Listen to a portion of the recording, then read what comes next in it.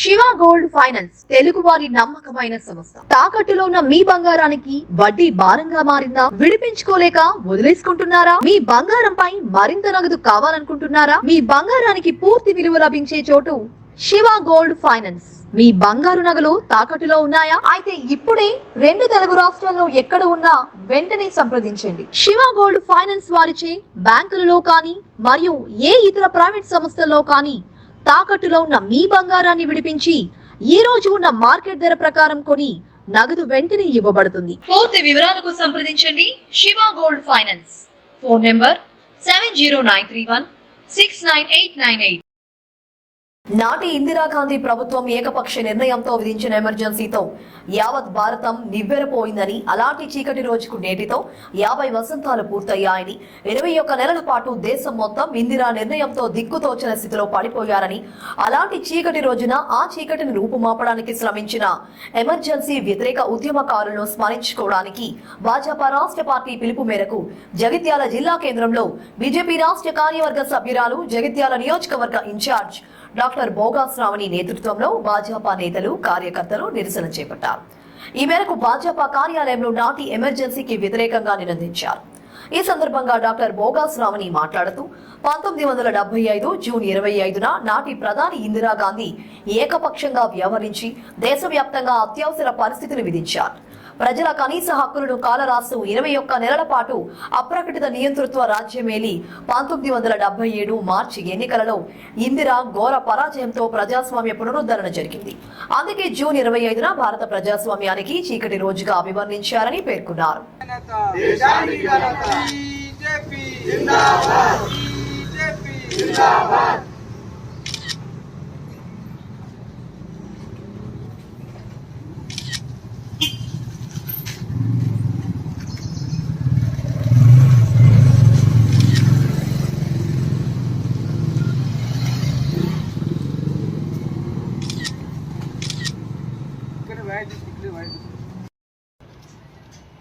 1975 June 25 స్వతంత్ర భారతదేశ చరిత్రలో ఒక చీకటి రోజుగా అభివర్ణించవచ్చు. ఎందుకంటే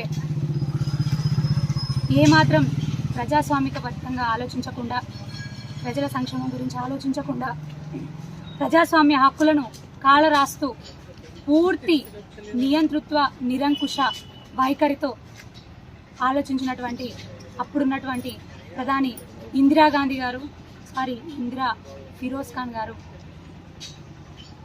ఎమర్జెన్సీ విధించి ఒక చీకటి రోజుగా మిగిల్చిండ్రు. దాదాపు 21 నెలల పాటు కొనసాగినటువంటి ఆ ఎమర్జెన్సీలో ప్రతి ఒక్క పౌరుడు కూడా ఇబ్బందిని ఎదుర్కొన్నాడు. ఎందుకంటే ప్రజలకు ఉండాల్సినటువంటి భావ వ్యక్తీకరణ స్వేచ్ఛ కానివ్వండి, పత్రికలకు, ప్రెస్కి ఉండాల్సినటువంటి భావ వ్యక్తీకరణ స్వేచ్ఛను కానీ అన్నింటినీ హరిస్తూ ఎక్కడికక్కడ కూడా నిబంధనలు విధిస్తూ బయటికి వచ్చినటువంటి ఇతర ప్రభుత్వాలన్నింటినీ, ఇతర నాయకులను అందరినీ కూడా జైల్లో పెట్టి చిత్రహింసలకు గురి చేస్తూ అన్యాయం చేసినటువంటి రోజులవి. మరీ ముఖ్యంగా దానికి గురైంది జనతా పార్టీ సభ్యులు. నిజంగా వాళ్ళు వీరులనే చెప్పొచ్చు.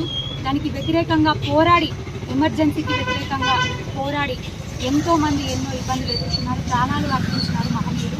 వాళ్ళందరికీ కూడా జోహార్లు తెలియజేస్తూ మరి స్వతంత్ర భారతదేశాన్ని ఒక నిరంకుశ నియంతృత్వ పాలనకు గురి చేసినటువంటి ప్రభుత్వం కాంగ్రెస్ ప్రభుత్వం. ఇప్పటికీ అప్పుడని కాదు, మొన్న కానీ, నిన్న కానీ, నేడు కానీ వాళ్ళ డిఎన్ఏలోనే ఉంది, కాంగ్రెస్ డిఎన్ఏలోనే ఉంది నిరంకుశ నియంతృత్వ ధోరణి అనేది, ప్రజలను ఇబ్బంది పెట్టే ధోరణి అనేది, ఏకపక్ష నిర్ణయాల ధోరణి అనేది కాంగ్రెస్ డిఎన్ఏలోనే ఉంది. మరి ప్రజలందరూ కూడా జాగృతులై ఒక్కసారి అర్థం చేసుకోండి. ఎందుకంటే ఇవాళకి 50 సంవత్సరాలు అయిపోతుంది ఆ చీకటి రోజుని, ఆ గడియల్ని మనం అనుభవించి. మరి ఈ 50 సంవత్సరాలను పూర్తి చేసుకున్న సందర్భంగా రాష్ట్రం అంతా కూడా ఎక్కడికక్కడ, భారతదేశం మొత్తంగా నిజంగా చెప్పాలంటే అదేవిధంగా రాష్ట్ర శాఖ పిలుపు మేరకి మా భారతీయ శ్రేణులంతా కూడా ఎమర్జెన్సీ డే రోజు ఎమర్జెన్సీ వ్యతిరేక దినోత్సవాన్ని మేము ఇక్కడ జరుపుకుంటా ఉన్నాము. దీనికి హాజరైన గౌరవ పట్టణాధ్యక్షుడు రాంగోపాల్ గారికి, గౌరవ మండల అధ్యక్షుడు గారు, పట్టణ కార్యకర్తలు అందరూ, మండల కార్యకర్తలు, కాన్స్టిట్యూషన్ వచ్చిన కార్యకర్తలందరికీ కూడా పేరు ధన్యవాదాలు తెలియజేస్తా ఉన్నాను. మరొక్కసారి ఆ వ్యతిరేక దినోత్సవం